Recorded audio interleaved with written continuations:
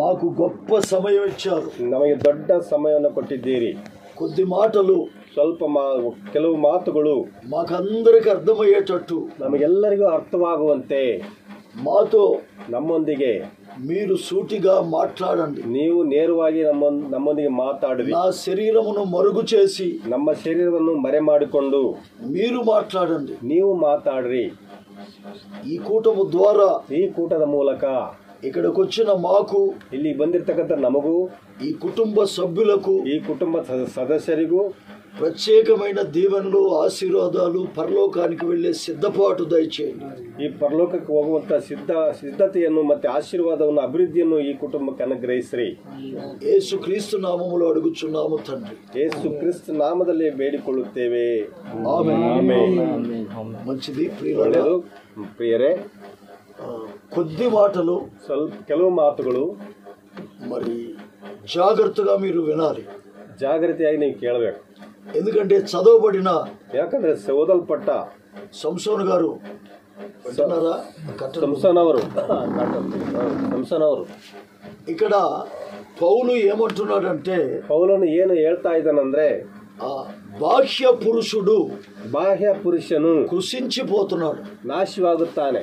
అంటే బయట మనిషి, కనబడే మనిషి, ಈ ಹೊರಗಿನ ಮನುಷ್ಯ, ಈ ಕಾಣುವಂತ ಮನುಷ್ಯ, వీడికి రోగాలు వస్తాయి, ಈತನಿಗೆ ರೋಗಗಳು ಬರುತ್ತವೆ, ముసలితనం వచ్చింది, ಮುಪ್ಪುತನ ಬರುತ್ತದೆ, ఒక రోజు వీడు చచ్చిపోతాడు, ಒಂದು ದಿನ ಇದು ಸತ್ತು ಹೋಗುತ್ತದೆ. కానీ మన అందరిలో, ಆದರೆ ನಮ್ಮೆಲ್ಲರಲ್ಲಿ లోపల ಒಳಗಡೆ ఇంకొక మనిషి ఉన్నాడు, ಇನ್ನೊಬ್ಬ ಮನುಷ್ಯ ಇದ್ದಾನೆ. ఇంకొక మనిషి ఉన్నాడు, ಇನ್ನೊಬ್ಬ ಮನುಷ್ಯ ಇದ್ದಾರೆ. ఆ మనిషికి, ಆ ಮನುಷ್ಯನಿಗೆ మరణము లేదు, ಮರಣವಿಲ್ಲ.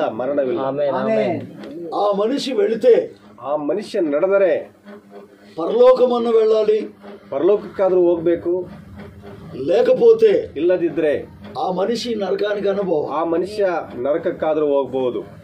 ఈ మనిషికి, ಈ ಮನುಷ್ಯನಿಗೆ పుట్టుకుంది, ಈ ದೇಹದ ಮನುಷ್ಯನಿಗೆ ಹುಟ್ಟು ಇದೆ, మరణము ఉంది, ಮರಣವೂ ಇದೆ. ఇది ಇದು ದೇವರು మట్టితో తయారు చేశాడు, ಮಣ್ಣಿನಿಂದ ಇದನ್ನು ತಯಾರು ಮಾಡಿದ್ದಾನೆ. కనుక ಅದಕ್ಕಾಗಿ ఈ మట్టి తిరిగి మట్టిలోకి వెళ్ళిపోవాలి, ಈ ಮಣ್ಣು ತಿರುಗಿ ಮಣ್ಣಿನೊಳಗೆ ಹೋಗುತ್ತದೆ. అయితే మనుషుల్లో మాత్రం, ಆದ್ರೆ ಮನುಷ್ಯರಲ್ಲಿ ಮಾತ್ರ ದೇವರು మనుషులందరిలో, ಮನುಷ್ಯರೆಲ್ಲರಲ್ಲಿ ఇంకొక మనిషిని పెట్టి, ಮನುಷ್ಯನನ್ನು ಇಟ್ಟಿದ್ದಾನೆ. ఆత్మ కాదది, ಆತ್ಮ ಅಲ್ಲ, ಅದು ಮನುಷ್ಯ. అందుకే పౌలు చెప్పాడు, ಅದಕ್ಕೆ ಪೌಲನು ಹೇಳ್ತಾ ಇದ್ದಾನೆ ಇಲ್ಲಿ, బాహ్య పురుషుడు, ఆంతర్య పురుషుడు. బాహ్య పురుషుడు కనబడతాడు, ಬಾಹ್ಯ ಪುರುಷನು ಕಂಡು ಬರುತ್ತಾನೆ, కానీ లోపల మనిషి కనబడ్డు. ಆದ್ರೆ ಒಳಗಿನ ಮನುಷ್ಯ ಕಂಡು ಬರೋದಿಲ್ಲ. లోపల మనిషికి కూడా, ಒಳಗಿನ ಮನುಷ್ಯನಿಗೂ ಕೂಡ ಕಣ್ಣಿದೆ, ముక్కుంది, ಮೂಗು ಇದೆ. అట్లా ಹಾಗೆ లోపల మనిషికి, ಒಳಗಿನ ಮನುಷ್ಯನಿಗೆ 5 జ్ఞానేంద్రియాలు ఉన్నాయి, 5 ಜ್ಞಾನೇಂದ್ರಿಯಗಳಿವೆ. బయట మనిషికి, ಹೊರಗಿನ ಮನುಷ್ಯನಿಗೆ ಕಣ್ಣು, ಮುಕ್ಕು, ಮೂಗು, ನಾಲಿಗೆ, చెవి, ಕಿವಿ, స్కిన్, స్పర్శ ಅಂದ್ರೆ 5 జ్ఞానేంద్రియాలు ఉన్నాయి, 5 ಜ್ಞಾನೇಂದ್ರಿಯಗಳಿವೆ. లోపల మనిషికి, ಒಳಗಿನ ಮನುಷ್ಯನಿಗೆ 5 ಜ್ಞಾನೇಂದ್ರಿಯಗಳು. మనిషి కనపడ్డు, మనిషిను ಕಾಣುವುದಿಲ್ಲ. ఆ మనిషికున్న 5 జ్ఞానేంద్రియాలు కనపడవు. ಆ ಮನುಷ್ಯನಿಗೆ, ಒಳ ಮನುಷ್ಯನಿಗೆ ಇರ್ತಕ್ಕಂಥ 5 ಜ್ಞಾನೇಂದ್ರಿಯಗಳು ಕೂಡ ಕಂಡು ಬರುವುದಿಲ್ಲ. అవి ఏంటి? ಅವು ಏನು? కన్ను కనపడుతుంది, ಕಣ್ಣು ಕಂಡು ಬರ್ತಾ ಇದೆ. లోపల మనిషి యొక్క జ్ఞానేంద్రియాలు, ಒಳಗಿನ ಮನುಷ್ಯನ ಜ್ಞಾನೇಂದ್ರಿಯಗಳು ಕಂಡು ಬರೋದಿಲ್ಲ. ಪ್ರೀತಿ కనబడిద్దా? ಕಂಡು ಬರ್ತದ? ಪ್ರೀತಿ ಕಾಣಕ್ ಸಾಧ್ಯನಾ? ಅದು ಜ್ಞಾನೇಂದ್ರಿಯ, ಅದು ಜ್ಞಾನೇಂದ್ರಿಯ, ಒಳಗಿನ ಮನುಷ್ಯನ ಜ್ಞಾನೇಂದ್ರಿಯ. ಆಲೋಚನೆ, మనం ఆలోచించేది మనకు తప్ప ఇంకోడికి తెలియదు. ನಾವು ಆಲೋಚಿಸುವಂತದ್ದು ನಮಗೆ ಬಿಟ್ರೆ ಮತ್ತೆ ಯಾರಿಗೂ ಗೊತ್ತಾಗೋದಿಲ್ಲ. ఆలోచించి మనం ఏం చేస్తాం? నిర్ణయం తీసుకుంటాం. ఆలోచించి నావేನ್ ಮಾಡ್ತೀವಿ? ತೀರ್ಮಾನ ತೆಗೆದುಕೊಳ್ತೇವೆ. ఇప్పుడు మేము ఇందాక ఆలోచించాం, ಇದುವರೆಗೆ ಆಲೋಚನೆ ಮಾಡಿದ್ವಿ, ఏ ట్రైన్కి వెళ్ళాలి, ಯಾವ ಟ್ರೈನಿಗೆ ಹೋಗ್ಬೇಕಂತ, ఎప్పుడు వెళ్ళాలి, ಯಾವಾಗ ಹೋಗ್ಬೇಕು ಅಂತ నిర్ణయం తీసుకున్నాం, ತೀರ್ಮಾನ ತೆಗೆದುಕೊಂಡ್ವಿ. మూడನೇದು 4వ జ్ఞానేంద్రియం. 4ನೇದು మనస్సాక్షి. ಮನಸ್ಸಾಕ್ಷಿ. మనస్సాక్షి మనము తప్పు చేసినప్పుడు, మనస్సాక్షి ನಾವು ತಪ್ಪು ಮಾಡಿದಾಗ ఆ మనస్సాక్షి ఏముంటదంటే, ಆ ಮನಸ್ಸಾಕ್ಷಿ ಏನ್ ಹೇಳ್ತದೆ ಅಂದ್ರೆ తప్పు చేస్తున్నావు, ನೀನು ತಪ್ಪು ಮಾಡ್ತಾ ಇದ್ದೀಯ ಅಂತ ಹೇಳ್ತಾರೆ. ಜಾಗ್ರತೆ. అప్పుడు మనం ఆ మనస్సాక్షిని ఏం చేస్తాం? ಆಗ ಆ ಮನಸ್ಸಾಕ್ಷಿ ನಾವೇನ್ ಮಾಡ್ತೀವಿ? నాకు తెలుసు, ನನಗ್ ಗೊತ್ತು, నువ్వేం చెప్పాల్సిన అవసరం లేదు, ನೀ ಹೇಳ್ಬೇಕಾದ ಅವಶ್ಯಕತೆ ಇಲ್ಲ. నిజం చెబితే ನಿಜ ಹೇಳಿದ್ರೆ కొంపలు మునిగిపోతాయి. ಮನೆ ಮುಳುಗಿ ಹೋಗುತ್ತೆ. అందుకుదా నేను అబద్ధం చెప్తున్నా. ಅದಕ್ಕಾಗಿ ನಾನು ಸುಳ್ಳು ಹೇಳ್ತೇನೆ. ఆ మనస్సాక్షి అడుగుతుంది, ಮನಸ್ಸಾಕ್ಷಿ ಕೇಳ್ತದೆ, నువ్వు చెప్పేది తప్పు. ನೀ ಕೇಳುವಂಥದ್ದು ತಪ್ಪು. 5. 5ನೇದು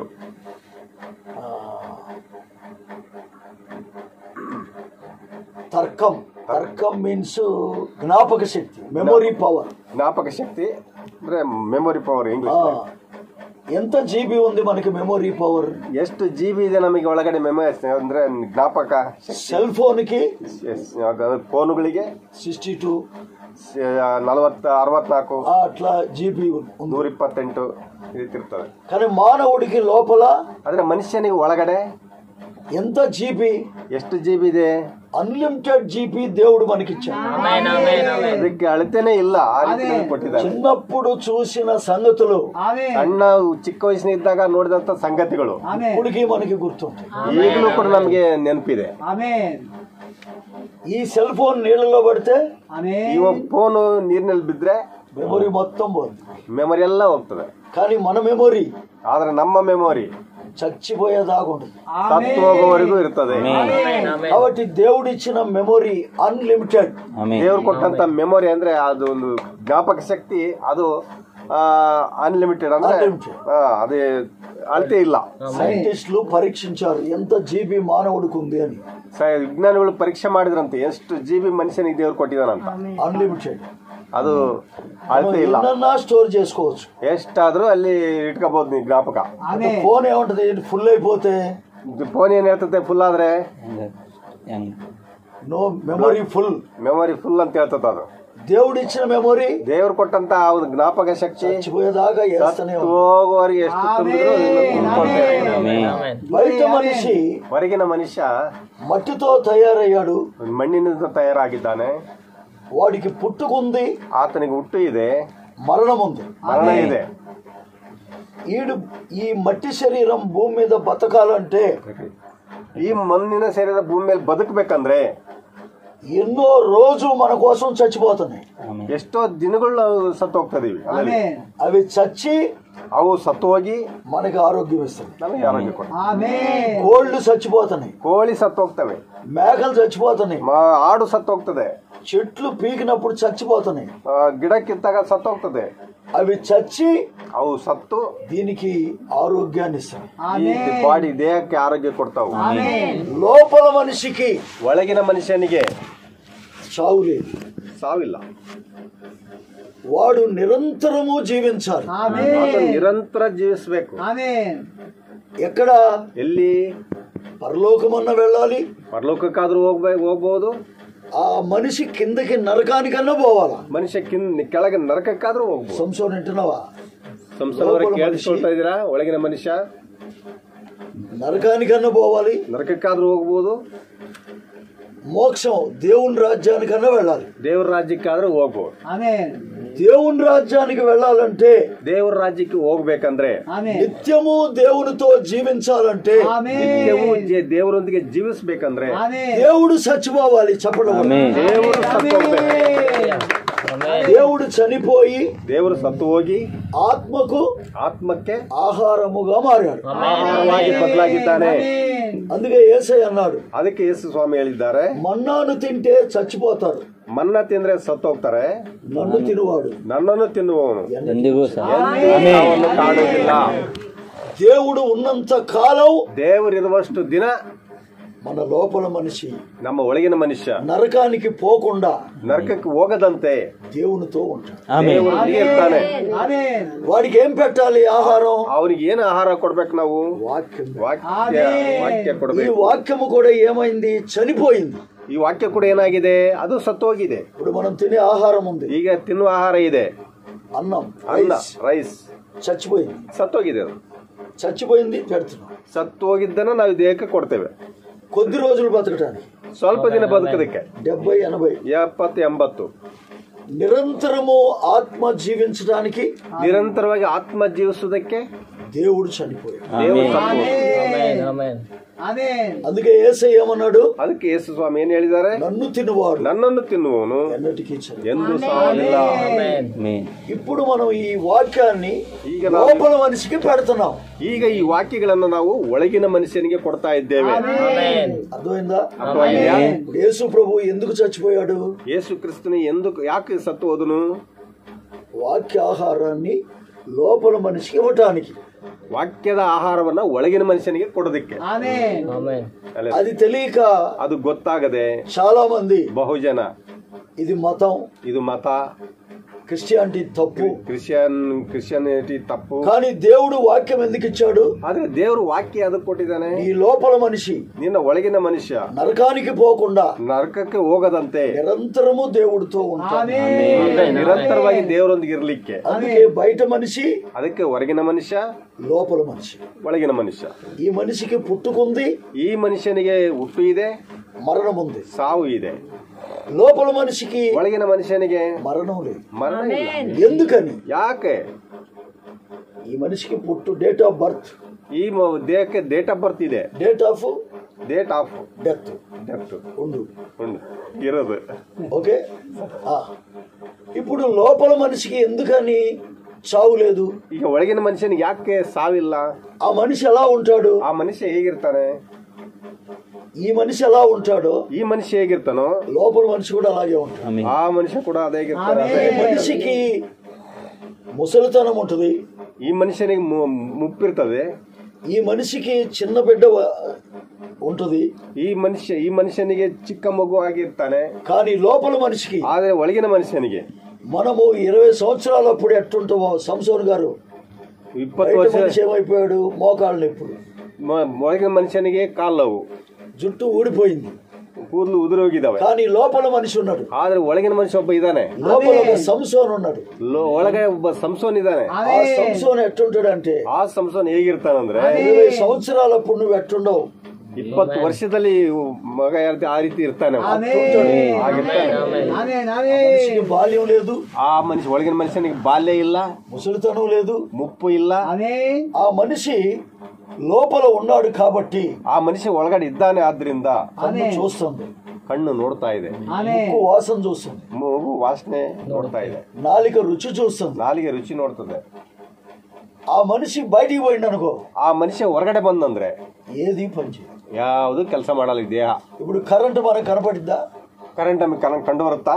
కరెంటు తయారైనప్పుడు ಕರೆಂಟ್ ತಯಾರಾಗಬೇಕಾದ್ರೆ ఒక ఆయన అడిగిండంట, నేను చూడాలని, ಒಬ್ಬನು ಕೇಳಿದ ನಾನು ನೋಡ್ಬೇಕದನ್ನಂತ, అది కనపడదని. ಅದು కంಡು ಬರೋದಿಲ್ಲ ಅಂತ ಹೇಳಿದ್ರಂತ.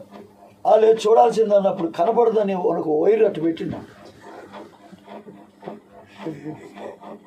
వాడు ఎగిరి అవతల పడ్డ. ಅದನ್ನ ನೋಡ್ಬೇಕಂದಾಗ ಶಾಕ್ ಪಟ್ಟನಂತ ಅವನು, ಆ ಕಡೆ ಬಿದ್ದ.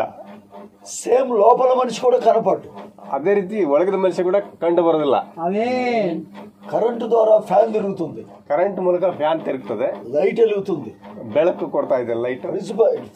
ఇది కూలర్ పనిచేస్తుంది, ಕರೆಂಟ್ ಮೂಲಕ ಕೂಲರ್ ಕೆಲಸ ಮಾಡ್ತದೆ, ఫ్రిడ్జ్ పనిచేస్తుంది, ಫ್ರಿಡ್ಜ್ ಕೂಡ ಅದು ಕೆಲಸ ಮಾಡ್ತದೆ. ఒకే కరెంటు, ಒಂದೇ ಕರೆಂಟ್ అన్ని పనిచేస్తాయి. ಎಲ್ಲ ಕೆಲಸ ಮಾಡ್ತದೆ. లోపల మనిషి ಒಳಗಿನ ಮನುಷ್ಯ కళ్ళు చూస్తాయి, ಕಣ್ಣು ನೋಡ್ತದೆ, నోరు మాట్లాడుతుంది, ಬಾಯಿ ಮಾತಾಡ್ತದೆ, గుండె కొట్టుకుంటది, ಹೃದಯ ಹೊಡಿಕೊಳ್ತದೆ, కిడ్నీలు నరాలు ఫంక్షన్ చేస్తాయి, ಕಿಡ್ನಿ ನರಗಳೆಲ್ಲ ಕೆಲಸ ಮಾಡ್ತವೆ. లోపల మనిషి బయటికి వెళ్ళిపోయింది అనుకో, ಒಳಗಿನ ಮನುಷ್ಯ ಹೊರಗೆ ಬಂದಂದ್ರೆ అన్ని స్టాప్ అయ్యి ಎಲ್ಲ ಸ್ಟಾಪ್ ಆಗಿ ನಿಂತ್ಕೊಳ್ತವೆ. ఇంకా తీసుకుపోయి ಇನ್ನ ತೆಗೆದುಕೊಂಡು ಹೋಗಿ మట్టిలో పడేస్తాం, ಮಣ್ಣಿನಾಗ ಹಾಕಿ ಬಿಡ್ತೀವಿ. మన్నైనది వెనుకటి వలే ಮಣ್ಣಾದ ಕೂಡಲೇ మన్నైపోయి. ಮಣ್ಣಾಯ್ತು. ఇప్పుడు లోపల మనిషికి ಈಗ ಒಳಗಿನ ಮನುಷ್ಯನಿಗೆ మరణము లేదు. ಮರಣ ಇಲ್ಲ. ఎందువల్ల? ಯಾಕೆ? వాక్యంతో పుట్టాడు, ವಾಕ್ಯದೊಂದಿಗೆ ಹುಟ್ಟಿದ್ದಾನೆ. మనిషి అమ్మా నాన్న ఒకటైతే పుట్టాడు, ಈ ದೇಹ ತಂದೆ ತಾಯಿ ಒಂದಾಗಿದ್ದರಿಂದ ಹುಟ್ಕೊಂಡಿದೆ. మరి లోపల మనిషి ఎట్లా పుట్టాడు? ಒಳಗಿನ ಮನುಷ್ಯ ಯಾವ ರೀತಿ ಹುಟ್ಟಿಕೊಂಡನು? ఎలా పుట్టాడు? ಹೇಗೆ ಹುಟ್ಟಿದನು? దేవుని వాక్కుతో పుట్టాడు, ವಾಕ್ಯದಿಂದ ಹುಟ್ಟಿದ್ದಾನೆ. దేవుడికి చావు ఉందా? ದೇವರಿಗೆ ಸಾವಿದೆಯಾ? చావు లేదు. లోపల మనిషికి కూడా ಒಳಗಿನ ಮನುಷ್ಯನಿಗೆ ಕೂಡ ಸಾವಿಲ್ಲ. యేసుక్రీస్తు ఎందుకు వచ్చాడు ఈ లోకానికి? ಯೇಸುಕ್ರಿಸ್ತನು ಯಾಕೆ ಲೋಕಕ್ಕೆ ಬಂದನು? లోపల మనిషిని ಒಳಗಿನ ಮನುಷ್ಯನನ್ನು నరకానికి పోకుండా ನರಕಕ್ಕೆ ಹೋಗದಂತೆ ತಪ್ಪಿಸಿಕೊಳ್ಳಿರಿ అని చెప్పడానికి ఆయన వచ్చాడు. ಅದು ಆತ ಹೇಳೋದಕ್ಕೆ ಆತನು ಬಂದಿದ್ದಾನೆ. ಮಾನవుడికి ಮನುಷ್ಯನಿಗೆ చావు తర్వాత ಸತ್ತ ನಂತರ అసలైన జీవితము, ನಿಜವಾದ ಜೀವಿತ ಇದೆ. నిజమైంది కాదు ఇది. ఈ లోಕ నిಜವಾದದ್ದಲ್ಲ. ఇది టెంపరరీ. ఇది ಅಂದ್ರೆ ತಾತ್ಕಾಲಿಕ. ఏం చచ్చిపోవచ్చు, ಯಾವಾಗಾದ್ರೂ ಸತ್ತು ಹೋಗ್ಬೋದು. చిన్న వయసులో చచ్చిపోవచ్చు, ಚಿಕ್ಕ ವಯಸ್ಸಿನ ಸತ್ತು ಹೋಗ್ಬೋದು, యవనస్తుడిగా ಸತ್ತು ಹೋಗ್ಬೋದು, పెళ్లి చేసుకున్న రోజే చచ్చిపోవచ్చు, ಮದುವೆ ಮಾಡಿಕೊಂಡ ಆ ದಿನನೇ ಸತ್ತು ಹೋಗ್ಬೋದು, ముసలోడే చచ్చిపోవచ్చు, ಮುದುಕನಾಗಿ ಸತ್ತು ಹೋಗ್ಬೋದು. అంటే ఎప్పుడైనా చచ్చిపోవచ్చు. ಯಾವಾಗಾದ್ರೂ అందుకే అంటున్నాడు, మళ్ళీ చదవండి. అది ಅದಕ್ಕೆ పత్రిక ಅದಕ್ಕಾಗಿ 4ನೇ 16ನೇ ವಚನ. ಆದುದರಿಂದ ನಾವು ಧೈರ್ಯಗೆಡುವುದಿಲ್ಲ. ನಮ್ಮ ದೇಹವು ನಾಶ ಆಗುತ್ತಾ ಇದ್ದರೂ ನಮ್ಮ ಅಂತರ್ಯವು ದಿನೇ ದಿನ ಹೊಸದಾಗುತ್ತಾ ಬರುತ್ತದೆ. ಹೇಗೆಂದರೆ ಕ್ಷಣ ಮಾತ್ರವಿರುವ ಈ ಹಗುರ ಸಂಕಟವು ಅತ್ಯಧಿಕವಾದ ಪ್ರತಿಫಲವನ್ನು ಉಂಟು ಮಾಡಿ ನಮಗೆ ನಿರಂತರವಾಗಿರುವ ಗೌರವವಾದ ಪ್ರಭಾವವನ್ನು ದೊರಕಿಸಿಕೊಡುತ್ತದೆ. ನಾವು ಕಾಣುವಂತದ್ದನ್ನು ಲಕ್ಷಿಸದೆ ಕಾಣದಿರುವಂತದ್ದನ್ನು ಲಕ್ಷಿಸುವರಾಗಿದ್ದೇವೆ. ಕಾಣುವಂತದ್ದು ಸ್ವಲ್ಪ ಮಾತ್ರ ಇರುತ್ತದೆ, ಕಾಣದಿರುವಂತದ್ದು ಸದಾಕಾಲ ಇರುತ್ತದೆ. 18 ఏమనుంది అక్కడ? కనబడేది 18 ಏನ್ ಹೇಳ್ತದೆ? ಕಾಣುವಂತದ್ದು టెంపరరీ, ತಾತ್ಕಾಲಿಕ. కనబడేది టెంపరరీ. అరే నిన్ననే కనపడ్డాడు రావాడు, నిన్నే కండును ఆతను ಅಂತ ಅಂತಾರ ನೋಡ್ರಿ. ఈరోజు సమాధి, ఈ ದಿನ ಮಣ್ಣಾದ್ನು. కనబడేది ಕಂಡು ಬರುವಂತದ್ದು టెంపరరీ, ತಾತ್ಕಾಲಿಕ. సంసోన్ గారు, ಸಂಸೋನವರೇ, కనబడే శరీరం టెంపరరీ, ಕಂಡು ಬರುವ ಈ ಶರೀರ ತಾತ್ಕಾಲಿಕ. కనబడని లోపల మనిషి, ಕಂಡು ಬರದಿರ್ತಕ್ಕಂಥ ಒಳಗಿನ ಮನುಷ್ಯ పర్మనెంట్, శాశ్వత. మనం ఎప్పుడు కనబడేదాన్ని చూస్తే ఎవడు చూసిండ్రా పరలోకం ఉందని, ನಾವು ಯಾವಾಗಲೂ ಕಾಣುವಂತದ್ದೇನೆ ನೋಡ್ತೇವೆ, ವಾದ ಮಾಡ್ತೇವೆ. ಯಾರು ನೋಡಬಡೇದೇ మనం తినాలి, తాగాలి, ఆనందించాలి. ನಾವು ಇರೋದೇನೆ ಈಗ ಏನಾಯ್ತು ಅಂತ ತಿನ್ಬೇಕು, ಉಣ್ಬೇಕು, ಕುಡಿಬೇಕು, ಮಜಾ ಮಾಡ್ಬೇಕು. కానీ దేవుని బిడ్డలు, ಆದ್ರೆ ದೇವರ ಮಕ್ಕಳು కనబడని దాన్ని చూస్తారు. అందుకే ಅದಕ್ಕೆ ಅಬ್ರಹಾಮನು పునాదులు గల ఆ పట్టణం కోసం చూస్తాడు. ಆ ಒಂದು ಅಸ್ತಿವಾರಗಳ ಆ ಪಟ್ಟಣಕ್ಕಾಗಿ ಎದುರು ನೋಡಿದನು. మనం కూడా ಈಗ ದಿನ ನಾವು ಕೂಡ కనబడని రాజ్యం ఒకటి ఉన్నది. ಕಂಡು ಬರ್ತಿರ್ತಕ್ಕಂಥ ಕಾಣದಿರ್ತಕ್ಕಂಥ ರಾಜ್ಯ ಒಂದಿದೆ. కనబడేది టెంపరరీ, ಕಾಣುವಂತದ್ದು ತಾತ್ಕಾಲಿಕ, కనబడంది ಕಾಣದಿರುವಂತದ್ದು శాశ్వతమైన. ఆ శాశ్వతమైన రాజ్యంలోనికి వెళ్ళాలంటే, ಆ ಶಾಶ್ವತವಾದ ರಾಜ್ಯಕ್ಕೆ ಹೋಗಬೇಕಾದ್ರೆ నిజమైన దేవుడు ఎవరో తెలుసుకోవాలి. ನಿಜವಾದ ದೇವರು ಯಾರಂತ ತಿಳ್ಕೊಳ್ಬೇಕು. ఆయన చెప్పిన మాట ప్రకారం, ಆತನು ಕೇಳಿದಂತ ಮಾತಿನ ಪ್ರಕಾರ మనం బస్సులో ప్రయాణం చేసేటప్పుడు, ನಾವು ಬಸ್ ನಲ್ಲಿ ಪ್ರಯಾಣ ಮಾಡ್ತಿರ್ಬೇಕಾದ್ರೆ డబ్బులు ఇచ్చి టికెట్ తీసుకోవాలి. ದುಡ್ಡು ಕೊಟ್ಟು, ಹಣ ಕೊಟ್ಟು ಟಿಕೆಟ್ ತಗೋಬೇಕು. టికెట్ లేకుండా ప్రయాణం చేస్తే, ಟಿಕೆಟ್ ಇಲ್ಲದೆ ಪ್ರಯಾಣ ಮಾಡಿದ್ರೆ ಕೇಸ್. సేమ్ దేవుడు కూడా ಅದೇ ರೀತಿಯಲ್ಲಿ ದೇವರು ಕೂಡ మానవుడుగా దిగి వచ్చి ಮನುಷ್ಯನಾಗಿ ಇಳಿದು ಬಂದು ఆయన కూడా బాప్తిసం పొంది, ಆತನು ಕೂಡ ನಮ್ಮಂತೆ ದೀಕ್ಷಾಸ್ಥಾನ ತೆಗೆದುಕೊಂಡು ಪರಲೋಕಕ್ಕೆ ಟಿಕೆಟ್ ఆయన కూడా తీసుకుంటాడు. ఆ టికెట్ ఒకటే నిన్ను పరలోకం తీసుకుపోదు. ಆ ಟಿಕೆಟ್ ಒಂದೇ ಪರಲೋಕ ತೆಗೆದುಕೊಂಡು ಹೋಗಲ್ಲ. టికెట్ తీసుకోవాలి, ಟಿಕೆಟ್ ತೆಗೆದುಕೊಳ್ಬೇಕು, బండిలో ఎక్కాలి, ఆ బస్ ನಲ್ಲಿ ಹತ್ತಬೇಕು, ప్రయాణం చేయాలి చివరి దాకా, ಕೊನೆಯವರೆಗೂ. నేను ఇప్పుడు మధ్యలో దిగిపోతానన్నావు అనుకో, ಮಧ್ಯದಲ್ಲಿ ಇಳಿದ್ವಿ ಅಂತ ತಿಳ್ಕೊಡ್ರಿ, గమ్యం చార్ಲಿ, ಅಲ್ಲಿ ನಾವು ಹೋಗ್ಬೇಕಾದ ಸ್ಥಳಕ್ಕೆ ಹೋಗಲಾರೆ.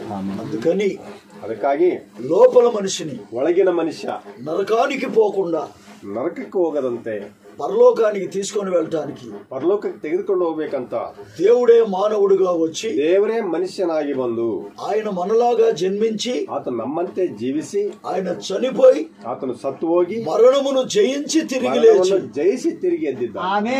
మరణము తర్వాత, ಮರಣದ ನಂತರ అసలైన ನಿಜವಾದ జీవితమున్నది, ಜೀವಿತವಿದೆ ಎಂದು లోకానికి రుజువు చేశాడు. ಲೋಕಕ್ಕೆ ರುಜುವು ಮಾಡಿದನು. ఏ దేవుడు రుజువు చేయలా, ಯಾವ ದೇವರು ಕೂಡ ಈ ರೀತಿ ರುಜುವು ಮಾಡಲಿಲ್ಲ.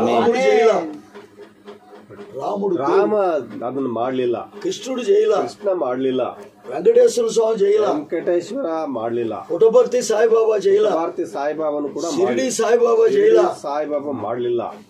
అందరూ చచ్చిపోయారు, ಎಲ್ಲರೂ ಸತ್ತು ಹೋದ್ರು. వారు సమాధుల్లో ఎముకలుగా ఉన్నారు, సమాధిಗಳಲ್ಲಿ ఎలుబుಗಳಾಗಿದ್ದಾರೆ. మన యేసుక్రీస్తు దేవుడు మాత్రం ఆయన సవాల్ చేశాడు, సవాల్ ಮಾಡಿದ್ರು, ఈ దేవాలయాన్ని పడగొట్టండి, ఈ దేవాలయాన్ని వడదాక్రి, 3వ రోజు నేను లేపుతాను. మరణం మీద ఛాలెంజ్ చేసినోడు, ఛాలెంజ్ ಮಾಡಿದವನು యేసుక్రీస్తు ఒక్కడే. ఆయన చంపారు, సాయిಸಿದ್ರು, చెప్పిన మాట ప్రకారం, ಹೇಳಿದ ಮಾತಿನ ಪ್ರಕಾರವಾಗಿ మరణాన్ని బద్దలు కొట్టుకొని మరణాన్ని మురిద ಹಾಕಿ 3వ రోజు బయటకు వచ్చాడు. ಹೊರಗಡೆ ಬಂದನು. ప్రపంచానికే రుజువు ఇచ్చాడు, ప్రపంచಕ್ಕೆ రుజువు ಕೊಟ್ಟನು. ఖాళీ సమాధి. ఖాళీ సమాధి. రుజువు ఎందుకు? రుజువు ಯಾಕೆ? మనం నమ్మటానికి. ನಾವು ನಂಬುವುದಕ್ಕಾಗಿ. అందుకే ఆయన అన్నాడు, ಅದಕ್ಕೆ ಆತನು ಅಂದನು, నేను చనిపోయి తిరిగి లేచాను, ನಾನು ಸತ್ತು ಹೋಗಿ ತಿರುಗಿ ಎದ್ದೆನು అని మీరు నమ్మితే, ಎಂದು ನೀವು ನಂಬಿದ್ರೆ, బాప్తిసం పొందితే, ದೀಕ್ಷಾಸ್ತ್ರ ತೆಗೆದುಕೊಂಡ್ರೆ, చనిపోయిన నిన్ను కూడా నేను లేపుతా. ನಿನ್ನನ್ನು ಕೂಡ ನಾನು ಎಬ್ಬಿಸ್ತೇನೆ. నేను ఎక్కడైతే ఉన్నానో, ನಾನು ಎಲ್ಲಿ ಇದ್ದೇನೋ మిమ్మల్ని కూడా అక్కడ తీసుకుపోతా. ಅಲ್ಲಿ ನಾನಿರುವ ಸ್ಥಳದಲ್ಲಿ ನೀವು ಸಹ ಅಲ್ಲಿ ಇರಬೇಕು. ಯಾವಾಗ? చనిపోయిన తర్వాత. ಸತ್ತು ಹೋದ ಮೇಲೆ. చావు తర్వాత జీవితమే, ಸತ್ತು ಹೋದ ನಂತರ ಇರುವಂತ ಜೀವಿತವೇ పర్మనెంట్, ಶಾಶ್ವತ. కనబడేది ಕಂಡು ಬರುವಂತದ್ದು టెంపరీ, ತಾತ್ಕಾಲಿಕ. 20 ఏళ్ళకి చచ్చిపోవచ్చు, 27ಕ್ಕೆ ಸತ್ತು ಹೋಗ್ಬೋದು, 40 ఏళ్ళకి చచ్చిపోవచ్చు, 47ಕ್ಕೆ ಸತ್ತು ಹೋಗ್ಬೋದು, ముసలోడే చచ్చిపోవచ్చు. ಮುದುಕನಾಗಿ ಸತ್ತು ಹೋಗ್ಬೋದು. కనబడేది టెంపరీ, ಕಂಡು ಬರುವಂತದ್ದು ತಾತ್ಕಾಲಿಕ, కనబడంది ಕಾಣದೇ ಇರುವಂತದ್ದು పర్మనెంట్, ಶಾಶ್ವತ. బైబుల్లో ఉదాహరణ, ಒಂದು ಉದಾಹರಣೆ. ధనవంతుడు చచ్చిపోయాడు, ಧನವಂತನು ಕೂಡ ಸತ್ತು ಹೋದನು, లాజరు చచ్చిపోయాడు. ಲಾಜರು ಕೂಡ ಸತ್ತು ಹೋದನು. లాజరు శరీరం సమాధిలోకి వెళ్ళిపోయింది, ధనవంతుడు శరీరం మట్టిలోకి వెళ్ళింది. ಲಾಜರು ಶರೀರ ಸಮಾಧಿವಾಯ್ತು, ಅದು ಆತನ ಶರೀರ ಕೂಡ ಮಣ್ಣಿನವುಗಳು. సంసోను ಕೇಳಿಸ್ಕೊಳ್ತಾ ಇದ್ದೀರಾ? ಸಂಸೋನ್ ಅವರು చివరి మాటలు జాగ్రత్త, అమ్మాయి మధ్యలో లేచిపోయాడు. లాజరు చనిపోయాడు, ಲಾಜರ್ನು ಸತ್ತು ಹೋದ್ನು, ధనవంతుడు చచ్చిపోయాడు, ಧನವಂತನು ಸತ್ತು ಹೋದ್ನು. మట్టి శరీరం మట్టిలోకి వెళ్ళిపోయింది. ಶರೀರ ಮಣ್ಣಿನಾಗ ಹೋಯ್ತು. వాళ్ళిద్దరిలో ఉన్న ఆత్మ మనిషి, ಅವರಿಬ್ಬರಲ್ಲಿದ್ದಂತ ಆತ್ಮನ ಮನುಷ್ಯ, ఒకడు దేవునితో అబ్రహాము కుటుంబం ఉన్నాడు, ಒಬ್ಬನು ದೇವರೊಂದಿಗೆ ಅಬ್ರಹಾಮನೊಂದಿಗೆ ಅಲ್ಲಿ ఒకడు ఇప్పటికీ నరకంలో కాలుతున్నాడు. ಒಬ್ಬನು ಇನ್ನೂ ಕೂಡ ಈಗಲೂ ಕೂಡ ನರಕದಲ್ಲಿ చచ్చిపోయి ఎంతకాలం అయింది? ಸತ್ತು ಹೋಗಿ ಧನವಂತರು ಎಷ್ಟು ಕಾಲ ಆಗಿದೆ? 2000 సంవత్సరాలు, ಈ ಸುಮಾರು 2000 ವರ್ಷಗಳು. అప్పటి నుండి ಆಗಿನಿಂದ ఆత్మ మనుష్యను ಪಾತಾಳದಲ್ಲಿ ఉన్నాడు, ಇದ್ದಾನೆ. ఇప్పుడు చెప్పండి, ಈಗ ಹೇಳ್ರಿ, భూమి మీద మనం ఉండే జీవితం పర్మనెంటా? ಭೂಮಿ ಮೇಲೆ ಇರ್ತಕ್ಕಂಥ ಈ ಜೀವಿತ ಶಾಶ್ವತ. భూమిని వదిలిపెట్టిన తర్వాత వెళ్లే స్థలం పర్మనెంటా? ಭೂಮಿಯನ್ನು ಬಿಟ್ಟು ಹೋದ್ಮೇಲೆ ಇರ್ತಕ್ಕಂಥ ಅದು ನಮಗೆ ಶಾಶ್ವತನ. అందుకని నరకాన్ని తప్పించుకొని, ಅದಕ್ಕಾಗಿ ನರಕವನ್ನು ತಪ್ಪಿಸಿಕೊಂಡು దేవునితో నిరంతరము ఉండటానికి, ದೇವರೊಂದಿಗೆ ನಿರಂತರ ಇರುವುದಕ್ಕೆ, లోపల మనిషికి ಒಳಗಿನ ಮನುಷ್ಯನಿಗೆ ఈ వాక్యం అనే ఆహారము తినిపించి, ಈ ವಾಕ್ಯ ಎಂಬ ಆಹಾರವನ್ನು ತಿನ್ನಿಸಿ మనము నిరంతరము జీవించటానికి ఇక్కడే సిద్ధపడ, ఇల్లే సిద్ధాగోడ. నువ్వెప్పుడు తీసుకుంటావు? నువ్వు తీసుకున్నావా? తీసుకున్నా, నేను పిల్లలు ఓకే, చాలా సంతోషం. కాబట్టి ఇప్పుడు ಅದಕ್ಕಾಗಿ ಈಗ లోపల మనిషి ಒಳಗಿನ ಮನುಷ್ಯ కొద్ది రోజులు ఉంటాడు, ಸ್ವಲ್ಪ ದಿನ ಇರ್ತಾನೆ. సారీ, బయట మనిషి కొద్ది రోజులు ఉంటాడు, ಹೊರಗಿನ ಮನುಷ್ಯ ಸ್ವಲ್ಪ ದಿನ ಇರ್ತಾನೆ. లోపల మనిషి, ಒಳಗಿನ ಮನುಷ್ಯ సావు వాడికి లేదు, ಇಲ್ಲ. మనిషిని నరకం పోకుండా, ಆ ಮನುಷ್ಯನ ನರಕಕ್ಕೆ ಹೋಗದಂತೆ కాపాడుకునే బాధ్యత, ಕಾಪಾಡಿಕೊಳ್ಳುವ ಜವಾಬ್ದಾರಿ దేవుడు మన మీద పెట్టాడు, ದೇವರು ನಮಗೆ ಕೊಟ್ಟಿದ್ದ. ఒకవేళ ఆ మనిషిని నువ్వు వాక్య ప్రకారంగా నడిపించకపోతే, ಆ ಮನುಷ್ಯನನ್ನ ನೀನು ವಾಕ್ಯದ ಪ್ರಕಾರ ನಡೆಸದಿದ್ರೆ, ఆ మనిషిని దేవుడు నరకంలో వేసేస్తాడు. ಆ ಮನುಷ್ಯನನ್ನ ದೇವರು ನರಕದಲ್ಲಿ ಹಾಕ್ತಾನೆ. ఈ మనిషి మట్టితో తయారయ్యాడు, ಈ ಮನುಷ್ಯ ಮಣ್ಣಿನ ತಯಾರಾಗಿದ್ದಾನೆ, మట్టిలోకి వెళ్ళిపోతాడు, ಮಣ್ಣಿಗೆ ಹೋಗುತ್ತಾನೆ. ఓకేనా? ಓಕೆ. కనబడేది టెంపరీ, ಕಂಡು ಬರುವಂತದ್ದು ತಾತ್ಕಾಲಿಕ, కనబడింది పరమ, ಕಂಡು ಬರದಿರ್ತಕ್ಕಂಥದ್ದು ಶಾಶ್ವತ. పరలోకం కనపడదు, శాశ్వతం. ಪರಲೋಕ ಕಂಡು ಬರೋದಿಲ್ಲ, ಅದು ಶಾಶ್ವತ. అందుకే చూడండి, సూర్యుడు ఉదయిస్తాడు. ಅದಕ್ಕೆ ನೋಡ್ರಿ, ಸೂರ್ಯ ಹುಟ್ಟುತ್ತಾನೆ, 8 గంటలకి మెల్లగా రేజ్ అవుతాడు, 8 ಗಂಟೆಗೆ ಮೇಲೆ ಬರ್ತಾನೆ, 12 గంటలకి ఫుల్ రేసింగ్ లో ఉంటాడు, 12 గంటೆಗೆ ಫುಲ್ అంటే యవనస్తుడు ప్రకాశ్ రేసింగ్, బైక్ ఎక్కితే ఫుల్ రేజ్ లో పోతాడు. బైక్ ఈయన కూడా 12 గంటల సూర్యుడు, ఈతను కూడా 12 గంటೆ సూర్యుని ఇద్దంಗೆ. వీళ్ళకి పెళ్లిళ్ళు చేస్తే, ಇವರಿಗೆ ಮದುವೆ ಮಾಡಿದ್ರೆ అప్పుడు బైక్ స్లోగా పోతుంది. ఎందుకని? Bike slow. ಯಾಕೆ? వెనకాల భార్య ఉంటుంది, ಹಿಂದೆ ಹೆಂಡತಿ ಇರ್ತಾಳೆ, భార్య కడుపులో బిడ్డ ఉంటాడు, ಆ ಹೆಂಡತಿ ಹೊಟ್ಟೆಯೊಳಗೆ ಮಗು ಇರ್ತದೆ, అందుకని బండి స్లోగా పోతుంది. ಆವಾಗ ಸ್ಲೋ. సూర్యుడు 12 గంటల నుంచి మళ్ళీ 3 గంటలకు వచ్చేస్తాడు. సూర్యుడు 12 గంಟೆಯಿಂದ 3 గంటೆಗೆ ಬರ್ತಾನೆ, అంటే తగ్గిపోతాడు పవర్. ಕೆಳಗಡೆ ಶಕ್ತಿ. మళ్ళీ సాయంత్రం ఎర్రగా అయిపోతాడు, ಮತ್ತೆ ಸಾಯಂಕಾಲ ಕೆಂಪಗೆ ಆಗಿಬಿಡ್ತಾನೆ, మళ్ళీ ముసలోడు అయిపోతాడు, వయసాಗ್ತದೆ. పొద్దున్నే ఉదయించినప్పుడు ఎర్రగా ఉండడు, ಬೆಳಿಗ್ಗೆ ಹುಟ್ಟಿದಾಗ ಕೆಂಪಗಿರೋದಿಲ್ಲ, ಇರ್ತಾರ ఎర్రగా ఉంటాడు, చిన్న పిల్లడిలాగా ఉంటాడు, ಚಿಕ್ಕ ಮಗ ಆಗಿ ಇರ್ತಾನೆ. చూడొచ్చు మనం, ನಾವು ನೋಡ್ಬೋದು. అంటే పుట్టినప్పుడు తల్లి చేయి పట్టుకుని నడిపించింది, ಹುಟ್ಟಿದ ನಮಗೆ ತಾಯಿ ಕೈ ಹಿಡಿದು ನಡೆಸಿದ, ముసలోడు అయిన తర్వాత కూడా ಮುದುಕನಾದಾಗ ಕೂಡ నడిపించి ನಡೆಸಬೇಕು. సూర్యుడు అస్తమిస్తాడు, ಸೂರ್ಯನ ಅಸ್ತಮಿಸ್ತಾನೆ, చచ్చిపోతాం. ಸತ್ತು ಹೋಗ್ತಾನೆ. సూర్యుడు అస్తమించలా, ಸೂರ್ಯ ಮುಳುಗಲ್ಲ, వేరే దేశములో ఉదయించాడు, ಬೇರೆ ದೇಶದಲ್ಲಿ అమెరికాలో ఉదయించాడు, ಅಲ್ಲಿ ಉದಯಿಸ್ತಾನೆ. భారతదేశంలో అస్తమించాడు, ಭಾರತ ದೇಶದಲ್ಲಿ ಮುಳುಗಿ ಅಮೆರಿಕದಲ್ಲಿ ఉదయిస్తాడు. ధనవంతుడు అస్తమించాడు, చచ్చిపోయాడు, ಧನವಂತನು ಸತ್ತು ಹೋದನು, పాతాళములో ఉదయించాడు, ಬೆಂಕಿಯಲ್ಲಿ ಉದಯಿಸಿದನು, ಹುಟ್ಟಿದ್ಮೇಲೆ. లాజరు చచ్చిపోయాడు, ಲಾಜರ್ ಸತ್ತು ಹೋದನು, అబ్రహాము కుడిరము. ಅಬ್ರಹ್ಮನ ಬಲಪಾರ್ಶ್ವದಲ್ಲಿ ಆತನು ಇದ್ದ. చెప్పండి, కనబడేది టెంపరరీ, ಈಗ ಹೇಳ್ರಿ, ಕಂಡು ಬರುವಂತದ್ದು ತಾತ್ಕಾಲಿಕ, కనబడింది పర్మనెంట్. ಪರ್ಮನೆಂಟ್ గా ఉన్న రాజ్యములో ఉండటానికి, పరలోక రాజ్యం ఇರೋದಕ್ಕೆ మనం ఇక్కడే సిద్ధపడాలి. ನಾವು ಇಲ್ಲೇ ಸಿದ್ಧ.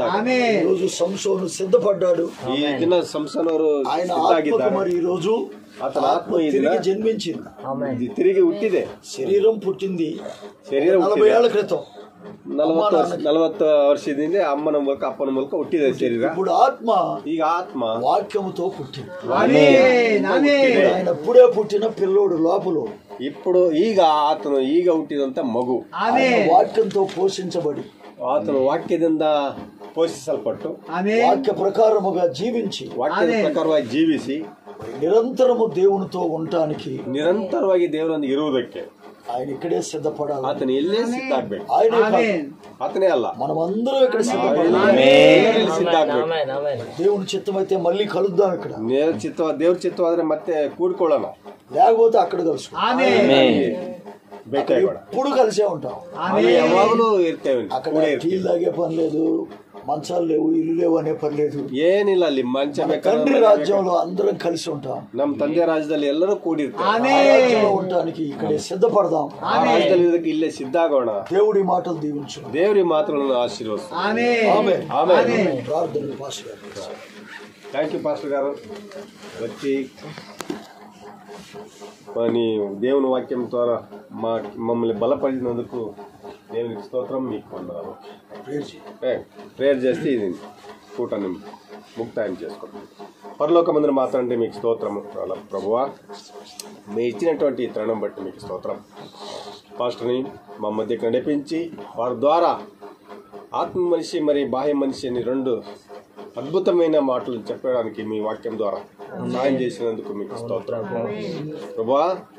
మాకున్నటువంటి ఈ లోక అనుసారంగా ఉన్నటువంటి మనసును తీసివేసి, ఆ శరీరం మట్టి మనసును తీసివేసి, ఆత్మికంగా ఉన్నటువంటి ఆత్మిక మనిషి మనస్సును తీసుకొని ఈ వాక్యం ద్వారా ప్రభువా ప్రతిరోజు జీవాహారం తీసుకొని ప్రతిరోజు ప్రభువా నీలో ఉండినట్లు మాకు సాయం చేయమని ప్రార్థిస్తున్నాను. మీరే మహిమ పొందమని మళ్ళీ మీ ప్రభువా మీ సన్నిధిలో మళ్ళీ కలిసేంత వరకు మేము ప్రభా ఇప్పుడు సెలవు తీసుకుంటున్నాం. ప్రభా మా ఊరికి మేము పాస్టర్ గారు విజయవాడకు వెళ్తున్నాగా ప్రభా మీరే తోడుగా ఉండండి. మళ్ళీ ఈ లోకంలో మాకు ఒకవేళ సమయం ఉంటే కలవడానికి మీరు సాయం చేయండి. లేదంటే మేము మీ సన్నిధానంలో ఎప్పుడూ ఉంటాము. ప్రభా నీకు మీ స్తోత్రం. మీరే మహిమ పొందమని పాస్టర్ గారు ఉన్నటువంటి కుటుంబాన్ని ఆశీర్వదించండి. మరి సంఘాన్ని వారు ఎక్కడికి బయలుదేరుతారో అక్కడ మీరు ఉండి తోడుగా ఉండి వారి ద్వారా మీరు ప్రభువా వధువుని సిద్ధపాటుగా వాడుకోమని ప్రార్థిస్తున్నాం. మీరే మహిమ పొందమని మనందరూ కూడా మీ చేతికి అప్పగిస్తున్నాం. మీరే మహిమ పొందమని ఆశీర్వదించమని యేసుక్రీస్తు నామములో అడిగి పెట్టుకుంటున్నాం. ఆమేన్. అందరికీ వందనమ్మా.